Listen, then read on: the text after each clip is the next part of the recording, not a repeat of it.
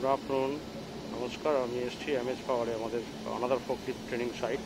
এখানে একটা different forklift arrange করা হয়েছে, যার ফ্রেমটা ডিফারেন্ট। বিকজ এই যে জেনারেটরগুলো আছে দেখছেন, গাড়িতে লোড হচ্ছে, দেখিয়ে নিই এক রাউন্ড।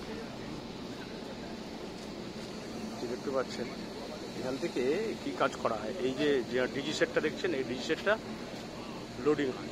এরকম ডিফারেন্ট ডিজি সেট আছে, একটু সাইজে বড়, দূরে একটা হয়, যে সেই লোডিংয়ের জন্য এই গাড়ি ব্যবস্থা করা হয়েছে। কিন্তু তাতে কিছু সুবিধা অসুবিধা দুই আছে। সাইজটা এতটাই বড় ক্যাপাসিটি যে মাল্টিপল কাজ যেটা বলে ওটা হয় না, করানো মুশকিল হয়ে পড়ে। ডিভিএক্স ওমেরই, কিন্তু এটা নিয়ে একটু কথা চলছে, রিমডিফাই করা যায় কিনা। মানে তো প্র্যাকটিক্যালি সব কাজ করা যাবে না স্পেসিফিক ছাড়া, তো আমরা সেটা দেখছি কী করা যায়।